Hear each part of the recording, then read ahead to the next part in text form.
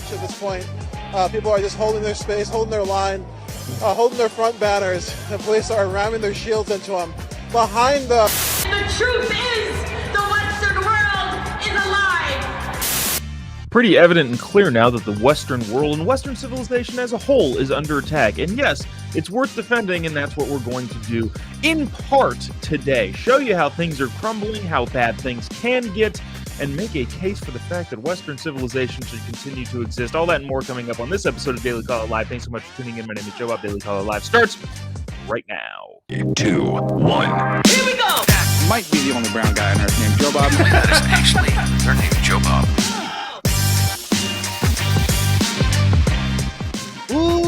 Live from the dingy bunker that is completely cut off from the outside world, except for you fine folks. My name is Jobob. This is Daily Caller Live. Thanks so much for tuning in on today. It is Tuesday, November 14th, year of our Lord 2023. Had a little bit of a kerfuffle at the beginning of this, which I feel like is why lagging behind people hopping on here. But we're not going to pause.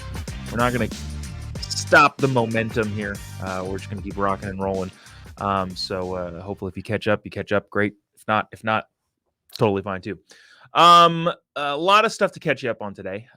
Stuff that was going on throughout the weekend that we didn't necessarily get to yesterday. Kind of went to what was San Francisco, talked about how they cleaned up all the poop because Xi Jinping was coming to town to give Joe Biden and Gavin Newsom marching orders. I don't actually think that, but it is the funny joke that's being making the rounds on the interwebs. But all that being said, some craziness happened over the weekend that we didn't touch on yesterday that I feel like was kind of necessary or is kind of necessary to discuss and look at.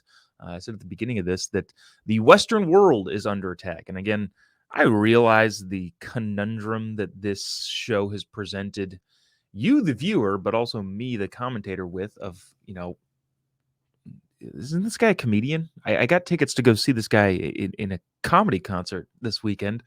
What are we doing deconstructing the attack on Western values? Yeah, I understand that.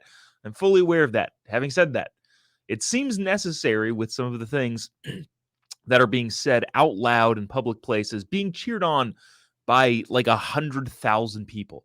Which is about the amount of people that marched this weekend in Washington, D.C.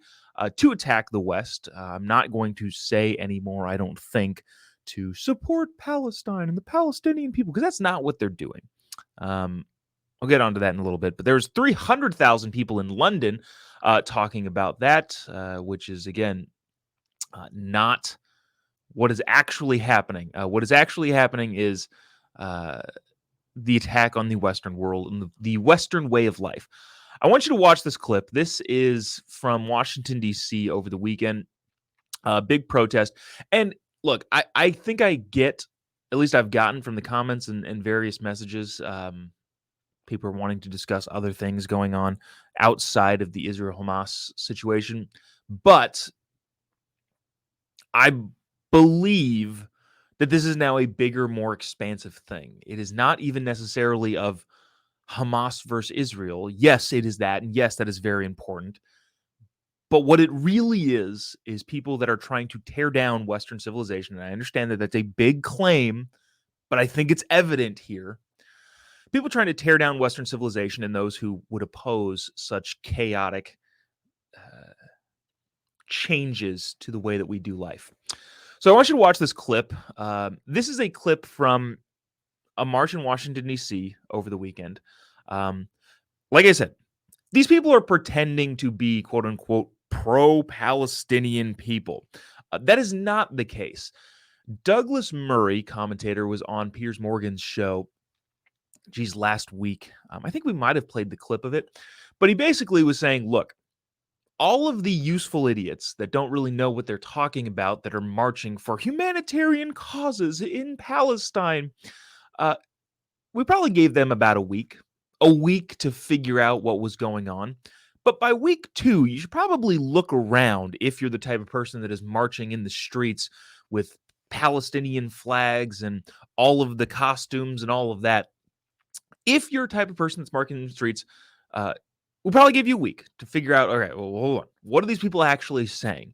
Week 2, you're kind of like, all right, maybe some of these people are saying some more ridiculous things. Then by week 3, week 4, and up until now, you probably should have realized at this point in time that what the people are saying that have the microphones and the megaphones and the amplification of their voice are not humanitarian Palestinian. We're just looking out for the humanitarian side of the Palestinian conflict. That's not what they're doing. What they're doing is what this lady is saying in Washington, D.C. And at this point, we've run out of grace to give the useful idiots, the college sociology majors that are marching in the streets. And now, at this point in time, should just assume that they want all of the things that the speakers at these rallies continue to speak out in favor of. Watch this. We'll discuss. Peace and glory to the martyrs and the freedom fighters who fight for all of our freedom. And there is nothing higher nor more glorious than a martyr. And so we say glory to all the martyrs wherever they may be. Allahu Akbar. And the truth is, the Western world is a lie. Okay, so didn't mince words at all there. I think last week when we did a pretty deep dive into whether or not the Western world, the Western way of life, Western civilization as a whole is under attack, we're kind of like going, okay, this is what it looks like it is. At this point in time, we can pretty definitively say these people are saying the Western world is a lie and glory to the martyrs. What they're talking about is the people in Hamas who raped women and killed babies. They're saying glory to those people. Now, obviously, they're also, if you hit them on that, they're going to come back and say, no, we're talking about the innocent Palestinians that have died in the conflict. There are some numbers surrounding that and some high-level quote-unquote journalists reporting various things that we'll get to in just a second. But at the end of the day, to say that Western civilization and the Western way of life is under attack is no longer hyperbole. Not that it ever was, but it is concrete now that this is exactly what these people want. This person's name is Lamis Deek, founder of Al Awada, New York. I don't know what that is, but I would imagine that they're going to come under some extreme fire, especially too from I think a lot of the quote unquote progressives, maybe not the progressives, but the Democrats. I would be willing to bet, and I'm hopeful for this. I hope this is true, but I'd be willing to bet there are a lot of Democrats out there that are looking at this going, "Holy crap, this is not what I've signed up for." I think that to be the case. I think there's a lot of people, and I've talked about this quite a bit. I think there's a lot of people on both sides of the aisle that understand, yeah, our whole goal is to garner attention here so that we can continue to get reelected. And legislation is like a thing of the past that people don't actually care about. What they really care about is being excited and angry. And I think there's a lot of people on the lefty side of the aisle that, in an attempt to remain in power, kind of just said, "Oh, look at this this pretty far out there crazy wing of our party. They're just they just have their thoughts and opinions, and they're not really going to grab hold of anything important, and we'll just utilize them to continue getting elected." I genuinely think that there is a big part of the Democrat Party that is looking at stuff like this and going, "Holy crap. This is going to cost us politically." I'm hoping they're going to think this. This is going to cost us politically, but we need to crush this. Because if you're in support of the Western world falling, that's not going to make life better for anybody. And the people in that crowd who think that it is are horribly, horribly mistaken. But this person, Lamis Deek, continues on her unhinged tirade, talking about what she's going to do, what the people are going to do once though they all take charge, to people in Congress and people in the media. And like I said, they are pushing for the fall of Western civilization, which is a crazy, crazy thing to say, especially out loud, especially on a microphone, and especially in the information age. Watch this. To the members of Congress, letting them know that they will be prosecuted in criminal courts all over the world. The days of just speaking have ended, and we remind the mainstream media that Joseph Goebbels, the genocide propagandist, was to face trial at Nuremberg before he shed himself, and we intend to prosecute every media outlet that has mobilized our genocide. We will dismantle every institution of Zionist violence in the world, from New York to Palestine. Okay, so again, I just kind of thinking here. You see how many people are in that audience. You see the crazy things that lady is saying, and then you also have to juxtapose that to what the far out there progressives in the Democratic Party would say. They're at odds with each other. Out on the fringes, there are two polar opposites competing for dominance of what they think is the far left of that party. And what I mean by that is this lady, judging by how she talks, ironically, not going to be cool with the trans thing at all. Not going to be cool with apparently a lot of the liberalized way of doing life in Western society. She's not going to be okay with. I posted a thing yesterday on my Instagram, and I was very intentional with the language there. I'm giving a speech tomorrow in Amarillo, Texas, at West Texas A&M. If you're in the area, come hang out. But I said, look, usually we keep these things light and fun, you're being a comedian and such, but tomorrow we're going to go pretty nuts on defending Western civilization. I think I said specifically defending the liberalized Western civilization, because in so many ways, the people that are quote unquote liberals, in other words, for the liberty of individuals from the tyranny of the government, if you want to take it to that extreme, I don't think those people understand how much ground the United States as a whole has gotten, being that they hate the United States. I think there's a huge missing piece that a lot of those people in the streets are missing of, oh, wait a minute. The Western civilization that we've crafted that currently allows women to participate. I was going to say, let women vote, women have jobs. Participate in general. The liberalized Western civilization that you're fighting against gained that ground. Resorting back to whatever this lady thinks is going to be a better idea, you're going to lose a lot of the rights that Western civilization has fought for and won. You want to relitigate women's rights? Fine. Tear down Western civilization. Because that's what's going to happen if you let people like this gain a foothold in modern society. That just is what it is. A lot of the ideas that we think are totally normal nowadays will go away because they are a part of Western civilization. Debate, arguing over ideas and policies and freedom of speech and all of the things that I think a lot of American progressives take for granted are hard-fought and won privileges that you gain from existing in Western society. If Western society goes away, you don't get to do those things.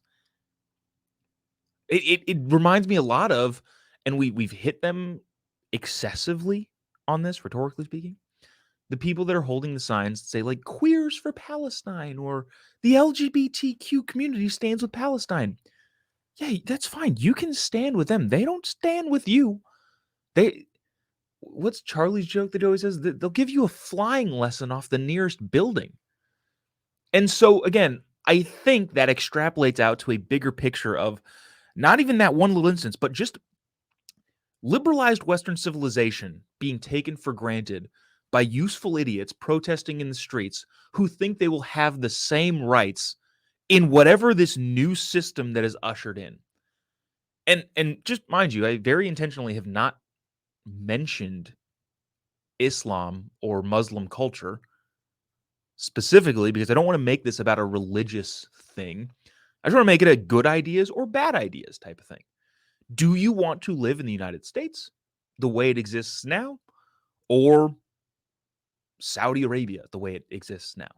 It would be an honest question. Here's actually the better way of putting this question. Elon Musk was on Lex Friedman's podcast a couple days ago. It doesn't matter, but he phrased it like this, and I don't think this is an original thought to him, but he's where I heard it.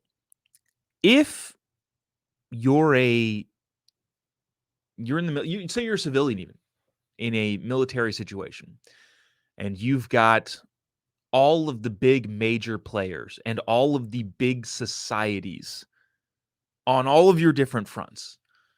You've got China over here, you've got the Middle East over here, you've got you got Russians over here, and you've got the United States and the Western world over here. Say you were put in a military situation where you had to surrender. Who or which direction would you surrender? And the answer, of course, is the United States. If you're going to list a country or just a broader way of life, you're going to surrender to the United States. Any sane person would.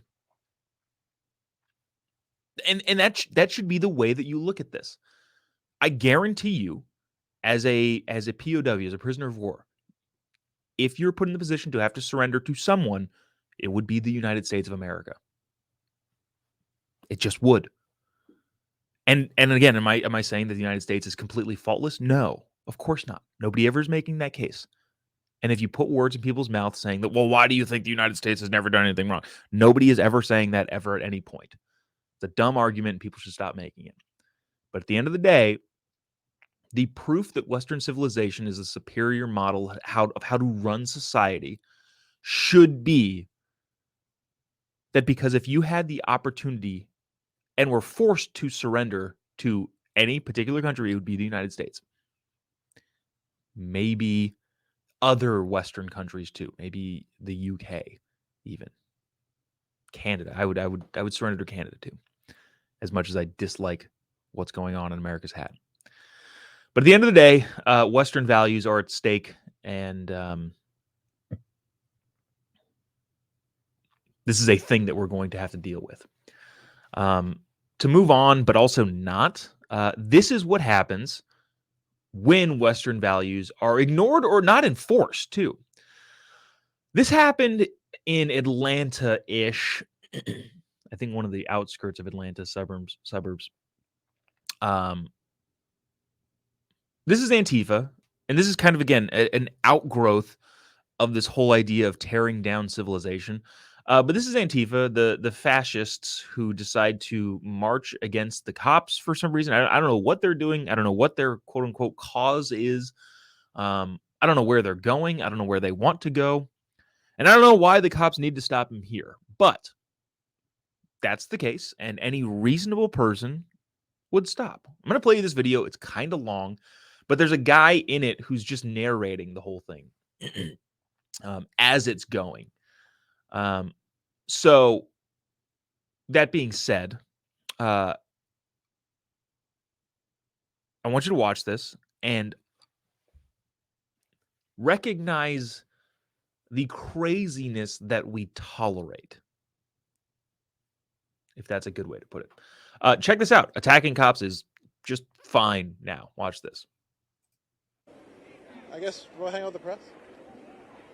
So it looks like the two officers in charge are about to make contact with the front of the march.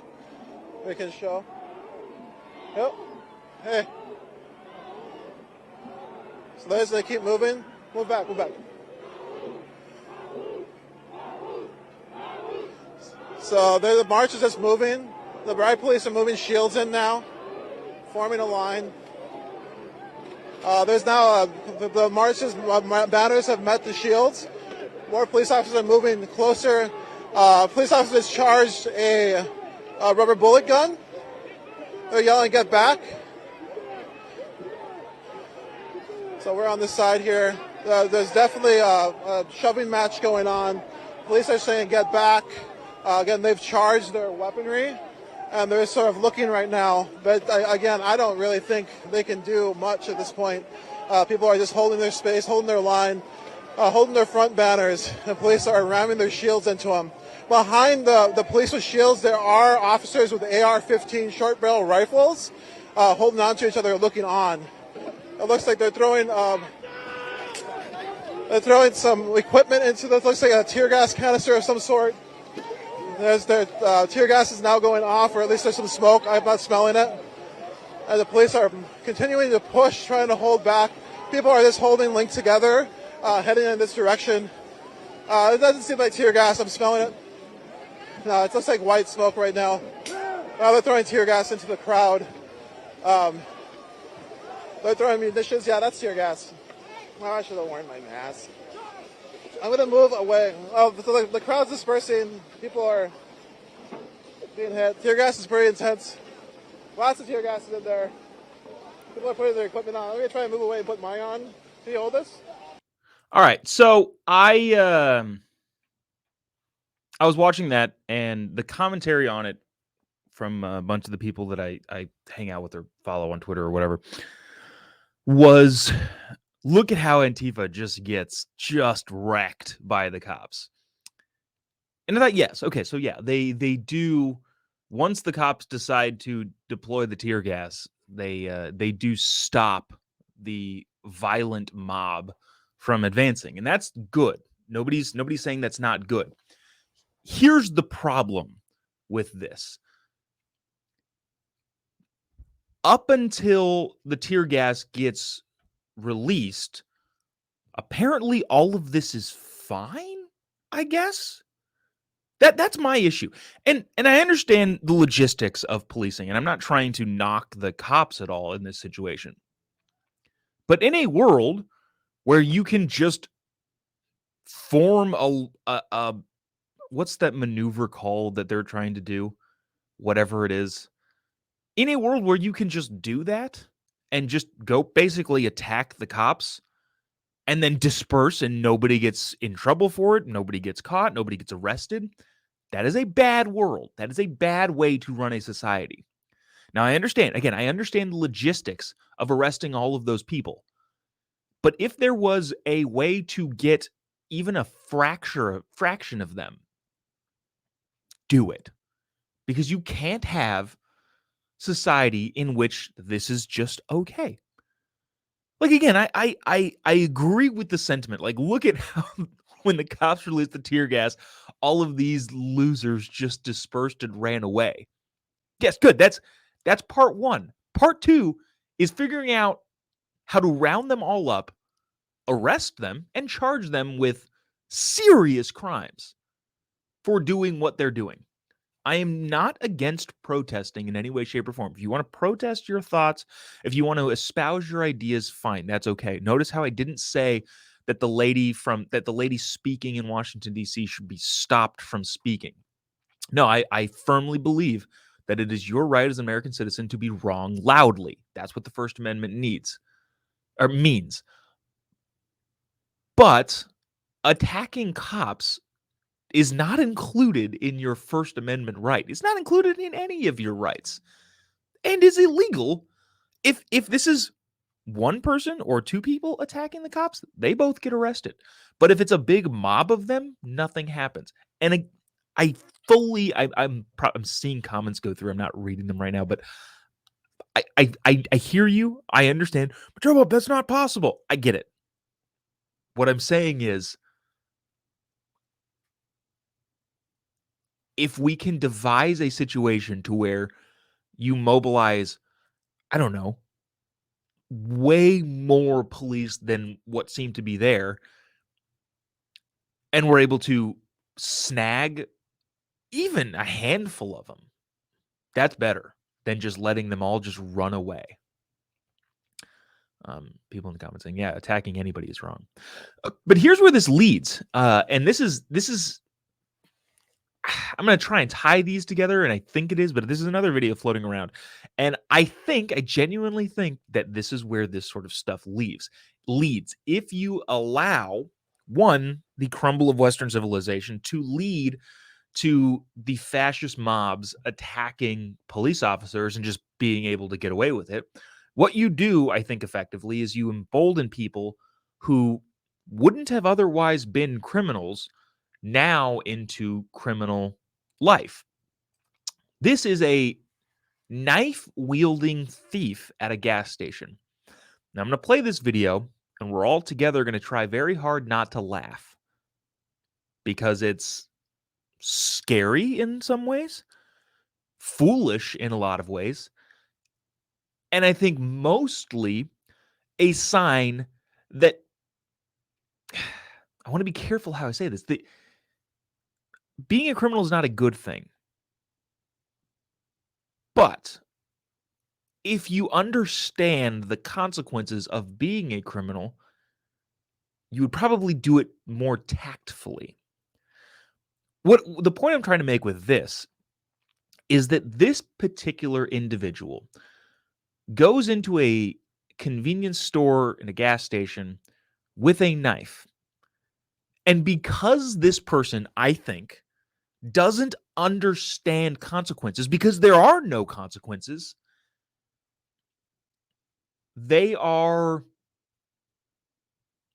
less cautious than a criminal who understands consequences and knows that they would face consequences would be. And again, I'm not condoning criminality in any way, shape, or form. What I'm saying is that when you have a society that cracks down on crime, on laws that we've all agreed on, if you have a society that cracks down on crime, the criminals who do choose to commit crime understand the ramifications of doing that crime. And the less that you prosecute, criminalize, have any sort of accountability for criminals, the more people are going to get into the crime game. And those people are not, again, I don't want to say well equipped to do crime because I'm not saying that you should do crime. What I'm saying is that more people are going to get the idea of, oh, well, I could also just rob a gas. It's fine. It's totally fine. And that's what I think is happening here. I want you to watch this. And again, try your best not to laugh with me. Huh? Give me your cash. Okay. Give me your cash. All right. Seriously. Okay. Give me your cash. Open the door. Okay. There you go.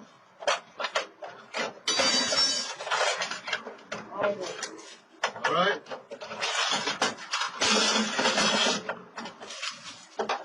All of it. Where else is it? That's it. Where else is it? That's it. That's it. Open the safe. I can't do it. Open the safe. Look at the key there. Open the safe. I can't open it. Open the safe. I can't do it. Open the safe. I said I can't open the Open the safe. safe. I don't have key. I don't Open have the key. safe. I'm only working. Open the safe. It's my boss. You want to call my boss? Open the safe. I can't do it. Open the safe. I said I can't do Open it. the safe. I said I can't do it.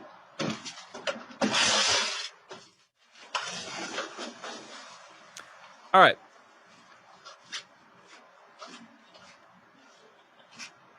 Do you get the point I'm making here? This person is not a criminal in the common sense of a normal person being criminal. This person, in my view of it, looks like a person who recognized, oh, nobody's getting in trouble for any of these things, and then decided to go steal from a gas station. And if I were to be, I don't know, realistic about this, is that the term? In 9 out of 10 other scenarios, this person ends up dead, probably.